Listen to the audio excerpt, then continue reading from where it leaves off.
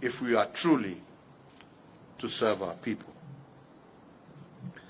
So therefore, fellow Kenyans,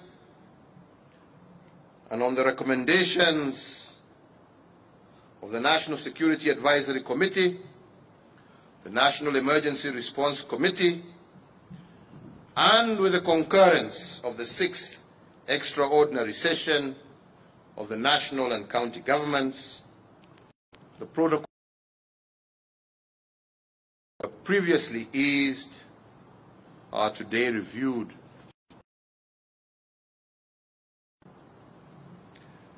The first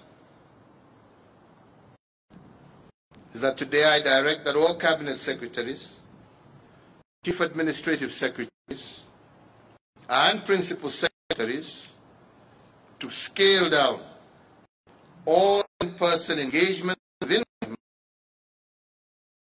steps to foster the discharge of their mandates by themselves and their officers through virtual means where possible.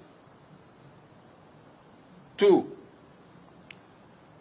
similarly, and to protect government staffers drawn from vulnerable groups, I direct that all public officers aged above 58 years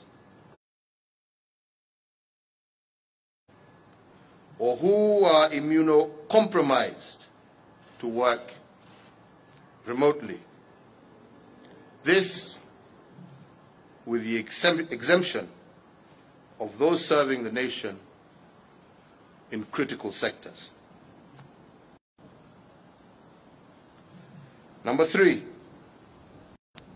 with respect to the examination classes that have already resumed learning, I hereby order that they continue with their learning and examination preparations, but under heightened health safety measures, and with that, also order that all basic education classes resuming in-person learning in 2021. 4, to foster the state's preparedness towards the reopening of all classes in our learning institutions in January, I urge and encourage members of Parliament to engage their respective NGAF and CDF boards with a view of finding ways to augment the existing interventions that are geared towards the reopening of our schools. I urge them to make investments that focus on additional high points in our schools, of face masks to our children, on general sanitization in our schools,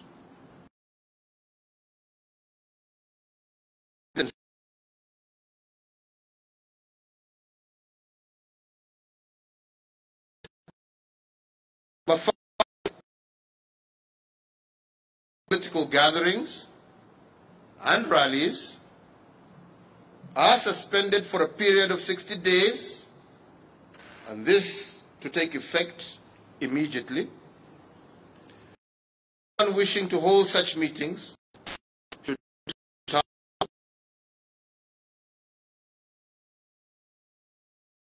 observe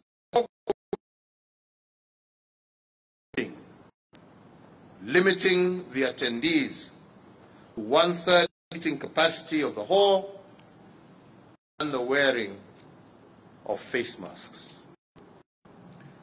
And that 6, to enforce compliance at both the national and county levels, I direct the Ministry of Interior to constitute a special enforcement unit made up of the National Police Service, the National Government Administration Officers, units to jointly enforce all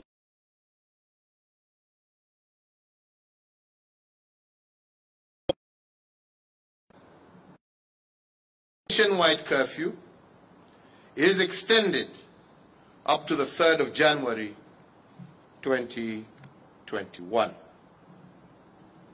And 8, that beginning tonight, the 4th of November, the curfew will now be enforced between 10 p.m. and 9. In consequence of the variation of the 10 p.m. curfew, all bars, restaurants, and other establishments open to the public by 9 p.m. 10.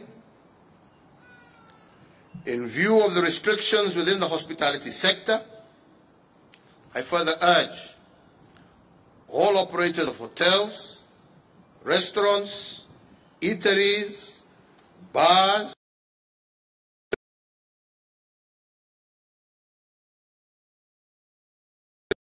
do all that is necessary to ensure enhanced compliance with the Ministry of Health's guidelines and protocols, and those who fail will have their establishments immediately shut down.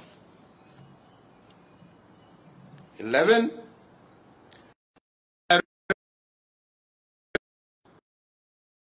Changed. Any indoor religious gathering, other than for the purpose of a wedding or a funeral, shall have no more than 1/3 of its normal seating capacity occupied at a given sitting. The Ministry of Health guidelines remain in force. The Ministry of Interior and Coordination of National Government is hereby directed to ensure strict enforcement, and those who fail to meet those requirements will be stopped from further gatherings. And 12, county governments to maintain isolation facilities in a state of preparedness through continuous capacity building for healthcare workers, provision of adequate PPEs for healthcare workers, and continuous implementation of infection prevention control measures, and the provision of piped or portable oxygen. 13, I want to make it abundantly clear, where of COVID-19 cases in a specific county, the national government will consult the affected county to issue localized lockdowns and movement restrictions as may be necessary to stem the spread of the disease. 14, county governments and other relevant government agencies to enhance and strictly enforce all public health social measures, including hand washing, social distancing, and mandatory wearing of masks in public places,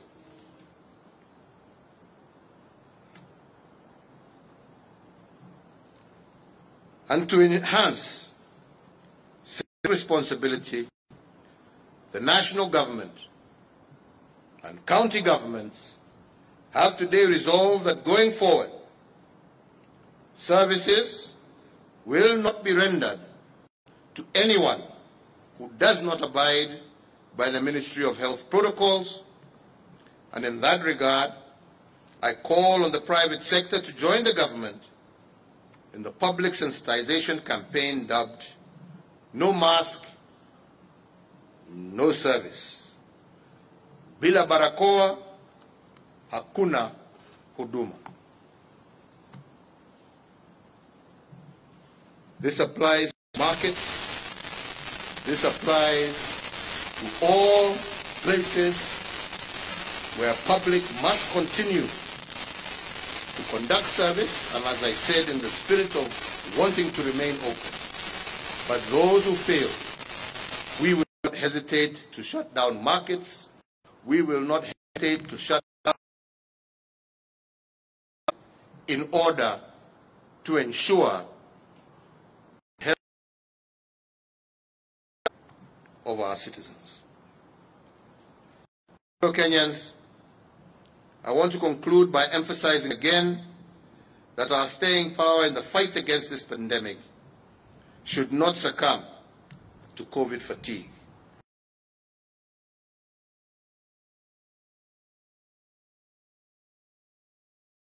Of the health protocols goes up, enforcement becomes easy. Finally, I want to once again return to the issue of leadership. Without leadership, civic responsiveness to COVID protocols, and all the necessary actions to beat this pandemic will amount to nothing. And that is why today I call on all my fellow leaders to stand out and be counted. While at it, they must choose to take bold decisions instead of popular decisions if the latter is good for our people and for our country. Sitaki niseme zaidi ya hayo isipokuwa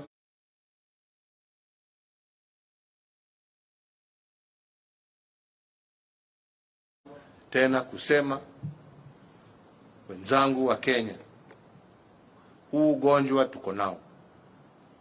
Pamoja tulitembea hii barabara miezi ya mwanzo kule mwanzoni, mpaka tukafika wakati, kwa sababu serikali na wananchi pamoja tuliweza kutimiza jukumu letu kama wananchi, tukaweza pamoja kuhakikisha ya kwamba tumefuata sheria ambayo tulikuwa tumepatiwa na wataalamu wetu wa kiafya. Na kwa sababu ya vile tulitembea pamoja, tukaweza muda mchache, kwa sababu tulikuwa tumecontain huu ugonjwa, tukaweza tena sasa kuanza kufungua, kuwezesha Wakenya na nchi yetu kurudi kazini na kuanza tena kufufua uchumi wetu. Ni wenzangu, wakati tulifanya hivyo, badala ya kuendelea na ile taratibu tulikuwa naye, badala ya kuendelea na ile taratibu ya kujikinga na kukinga wenzako, karudi ni kama huu ugonjwa umetuondokea.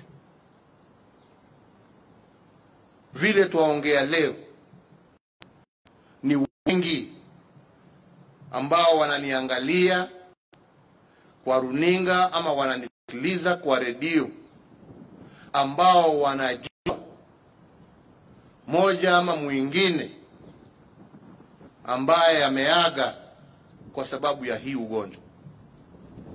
Na nikisema huu ugonjwa unaendelea kuenea,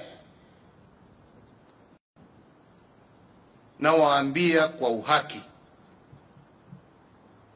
kuna wengine wanasema ugonjwa uliisha, ugonjwa hauko, kule hakuna.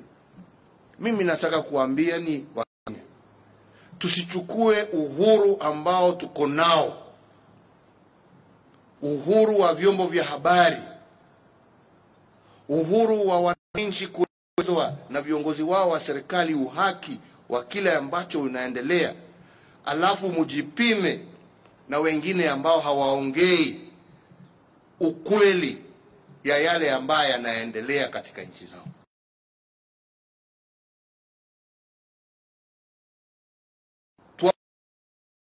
Haya ndiyo yanaendelea, hatufichi. Na hatufichi kwa sababu jukumu la kwanza la serikali ni kuhakikisha tumelinda maisha ya wananchi wetu, na hatuwezi kufanya hivyo tukiwa hatutawaambieni ukweli. Kwa hivyo tusijilinganishe na mtu yeyote. Tusiseme kule kuko hivi, hapa huko hivi. Hapana. Angalieni ukweli. Na vile nimesema, najua kwamba hakuna mmoja wetu,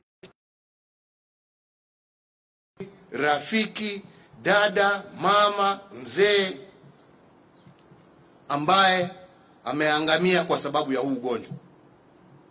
Na ni jukumu letu kuhakikisha ya kwamba tumejilinda na tumelinda wale ambao tunapenda. Na mimi nawaomba kwa heshima kubwa sana Wakenya wenzangu, ya kwamba hatutaki kurudi nyuma. Hatutaki kufunga nchi tena. Hatutaki uchumi wetu sasa urudi nyuma. Hatutaki watu yetu wawe hawana na uwezo wa kwenda kazi na kupata riziki yao ya siku. Na hiyo yote itategemea vile wewe binafsi utafanya, na vile wewe mwenyewe utachukua jukumu hiyo yako kibinafsi, kusema ni jukumu langu kuhakikisha ya kwamba nimepambana na huu ugonjwa, na nimehakikisha sijapatia mwenzangu, sijapatia bibi yangu, sijapatia watoto wangu, sijapatia mamangu, sijapatia babangu. Na hiyo ni kulingana na vile wewe mwenyewe utajitunza, ndio uweze kutunza wenzako. Na mimi sitaki niwadanganye. Na nilisema hapo katika hiyo speech nimesoma ya kwamba hata sisi kama viongozi tumeanguka mtihani. Tumeanguka mtihani ni kwa sababu hata sisi vile tumekuwa tukijiendesha ni kama hakuna ugonjwa. Mikutano bila barakoa, kulete watu pamoja bila social distancing. Na mambo hayo yametuumiza. Na ndipo leo pia na waomba pia viongozi tuongoze kwa mstari wa mbele. Tusiwe watu ambao tunaongea lakini tunatenda mengine, kwa sababu wananchi wanaangalia. Ni jukumu letu kutenda yale na kufanya yale ambayo tunaambia wananchi wetu wafuate. Na tutachukua hatua kwa yeyote ambaye hatafuata hapa, awe ni nani ama ni nani. Tuasema maisha ya Wakenya kwanza, mambo mengine baadaye. Kwa hivyo Wakenya wenzangu, niwaombe tena nikimalizia, tafadhalini tuje pamoja tupambane na hii jangwa la corona, tuimalize kati yetu na tuweze kuendelea na shughuli zetu za kikawaida kama Wakenya. Lakini tusipofanya hivyo na huu ugonjwa uendelee kuenea na kuchukua maisha ya wananchi wetu, hatakuwa na budi isipokuwa kwenda zaidi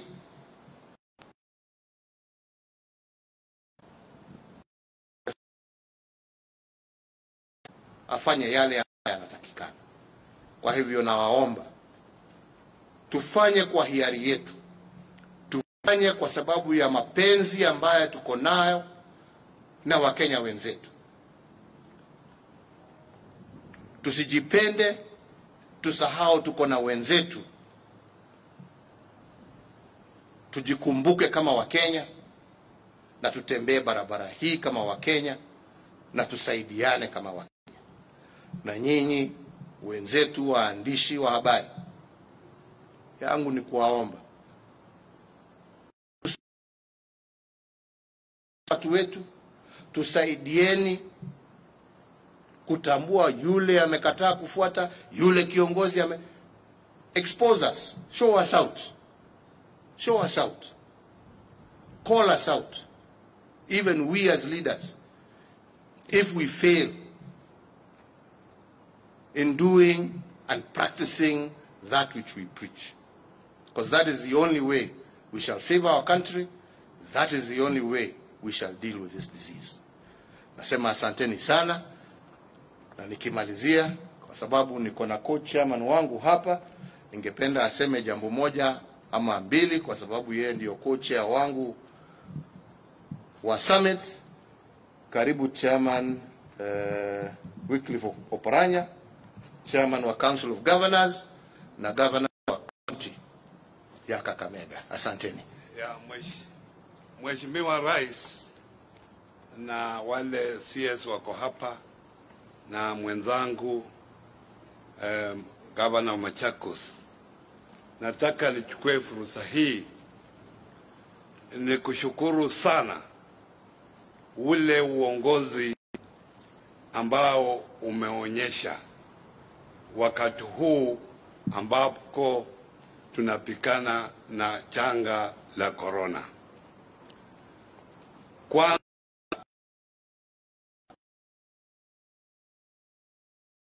kama magovernors, mikutano karibu 7 kwa wakati mfupi sana, tukiongea haya mambo ya corona na mambo mengine ambayo imekumba nchi yetu ya Kenya. Na yale yote ambayo umetangaza leo, sisi kama magovernors tunakuunga mkono, tumekubaliana, kwa sababu hatutaki watu wetu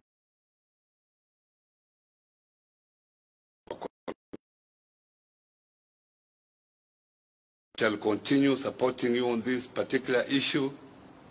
We are committed to it, and we continue all the Kenyans to be careful, to take care of themselves, others, as we move forward as a country. Asanteni.